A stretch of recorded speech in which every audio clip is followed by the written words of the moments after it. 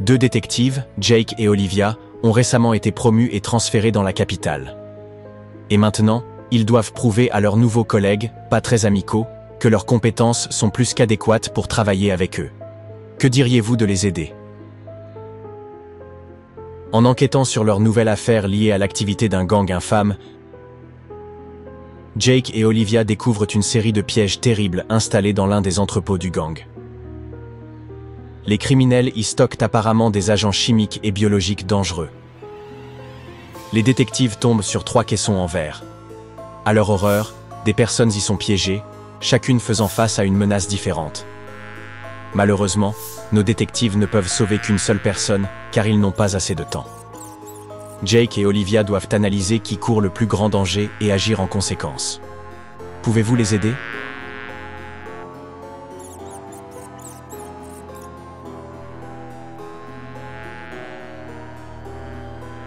Le gaz vert est en fait non toxique.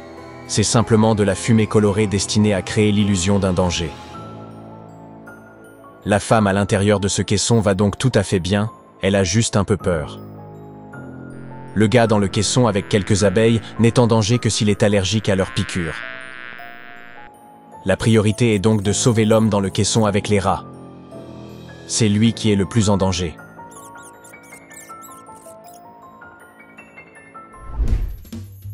Après avoir sauvé les personnes piégées, Jake et Olivia suivent la piste du gang. Et cela les mène en Inde.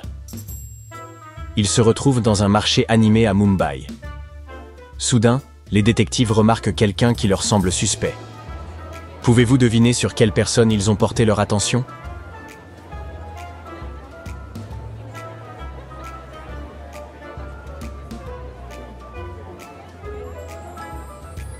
Voyez-vous cet homme avec une veste chaude? C'est la canicule ici, et Jake et Olivia sont couverts de sueur.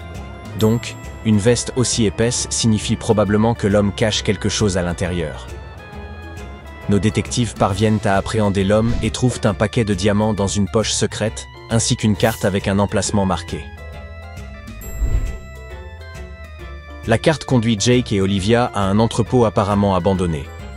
Mais bientôt, nos détectives trouvent des preuves que cet endroit est lié à un syndicat criminel international impliqué dans la contrebande d'objets précieux. Ils découvrent une image embrouillée qui semble importante. L'image est difficile à identifier, mais résoudre son énigme pourrait les aider à comprendre où les criminels prévoient leur prochain coup. Pouvez-vous comprendre ce qu'est cette image et d'où elle provient?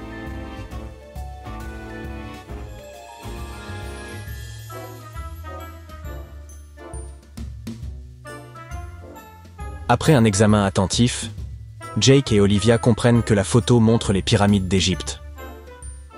Cela les amène à penser que les criminels pourraient prévoir de voler des objets anciens dans un tombeau ou un musée égyptien. Après avoir informé les autorités égyptiennes, nos détectives retournent dans leur ville d'origine. Une nouvelle affaire délicate les attend déjà. Pendant leur absence, leur collègue Clark a eu un accident de voiture et a perdu la mémoire. Lorsqu'il a repris connaissance, les médecins lui ont dit qu'il devrait retrouver ses souvenirs peu à peu, mais pas tous. Le pire dans cette situation, c'est que Clark connaît, ou plutôt connaissait, un code très important pour ouvrir un coffre contenant des documents ultra secrets, auxquels seuls quelques détectives ont accès. Jake et Olivia figurent parmi ceux qui ont besoin des documents de toute urgence. Ils décident d'aider Clark à se souvenir du code. Après avoir fouillé la maison du gars, ils trouvent une note avec quelques indices sur la manière de déchiffrer le code. Le mot de passe se compose de 5 chiffres. Le premier chiffre est 3 fois plus grand que le 5e. Le 3e chiffre est inférieur de 3 au 2e. Le 4e chiffre est supérieur de 4 au 2e. 3 paires de chiffres ont pour somme 11. Pouvez-vous aider nos détectives à deviner le code?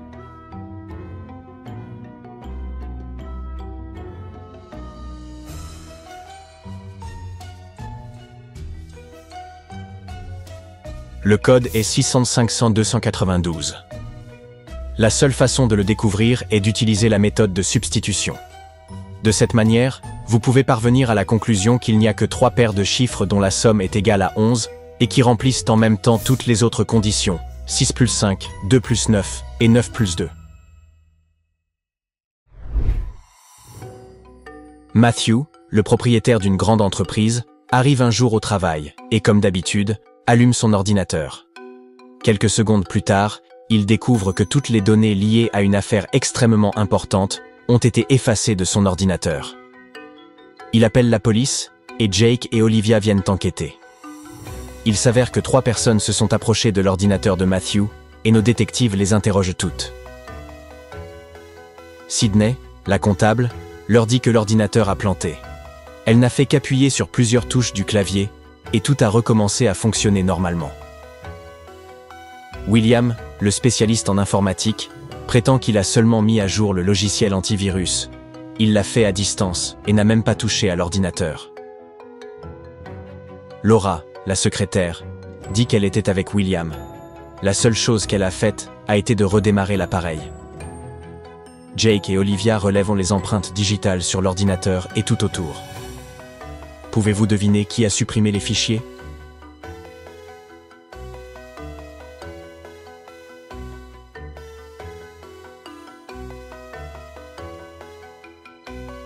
Regardez, il n'y a aucune empreinte digitale sur le clavier. Cela signifie que Sydney a menti. C'est elle qui a effacé les fichiers. C'est l'anniversaire de Jake. Olivia décide de faire des folies et de lui offrir quelque chose dont il rêve depuis des lustres. Une moto. Jake est aux anges. Le lendemain matin, il se rend au travail à moto et la laisse sur le parking. Pendant sa pause café, le détective décide d'aller voir sa moto. Imaginez son horreur lorsqu'il découvre que quelqu'un a cassé les rétroviseurs. Le garde de sécurité dit à Jake que seulement 3 autres personnes ont quitté le bâtiment dans l'après-midi. Il s'agit de John et de Liam, 2 meilleurs amis, collègues de Jake, et de Nina, la secrétaire de leur division. Jake soupçonne que la fille l'aime bien. John raconte à notre détective qu'avec Liam, ils sont allés dans un café pour acheter des sandwichs pour le déjeuner. Liam confirme ses dires et ajoute que Nina aurait pu endommager la moto par jalousie. Mais Nina dit à Jake que sa mère lui a rendu visite et qu'elles ont passé 1 heure ensemble.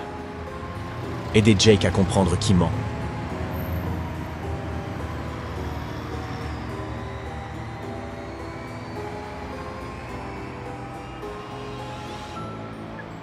Avez-vous remarqué que John a un sac en papier avec livraison de nourriture écrit dessus dans sa main gauche? Les gars ont dû commander leur déjeuner au lieu de l'acheter au café. Liam et John ont cassé la moto de Jake et ont essayé de faire porter le chapeau à Nina. Le lendemain, John et Liam ne seront plus policiers. Mais Jake et Olivia sont toujours là, c'est pourquoi on les envoie s'occuper d'une affaire terrifiante. Au milieu d'un long vol, 2 criminels se sont levés et ont commencé à menacer l'équipage et les passagers. Ils ont exigé $1 million et un hélicoptère. L'un des criminels avait un brevet de pilote et pouvait piloter un hélicoptère. Ainsi, l'avion a atterri à l'aéroport le plus proche, où Jake et Olivia ont déjà mis leur plan astucieux en action. Les criminels obtiennent tout ce qu'ils ont demandé. Une mallette pleine d'argent et un hélicoptère. Ils montent à l'intérieur, mais pour une raison mystérieuse, l'hélicoptère reste immobile. En un rien de temps, la police les capture. Avez-vous compris quel était le plan de Jake et Olivia, et pourquoi les criminels n'ont pas pu faire démarrer l'hélico? Gardez à l'esprit que l'appareil n'avait aucun problème technique.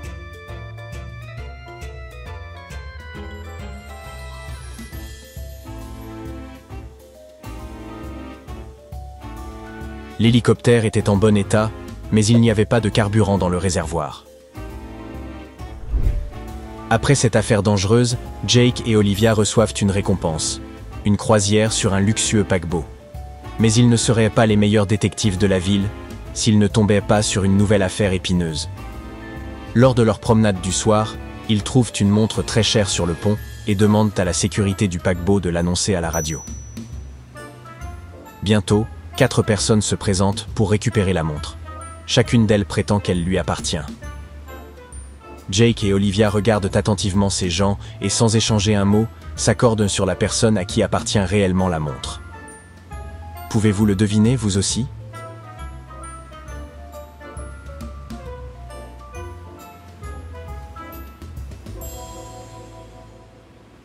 Cet homme a effectivement une marque de bronzage au poignet, mais elle est bien plus large que la montre que les détectives ont trouvée. Cette jeune fille porte déjà une montre à sa main gauche. Pourquoi en porterait-elle une seconde? La dame âgée doit être très distraite. Son petit chien porte sa montre comme collier. Ainsi, la montre doit appartenir à l'ado.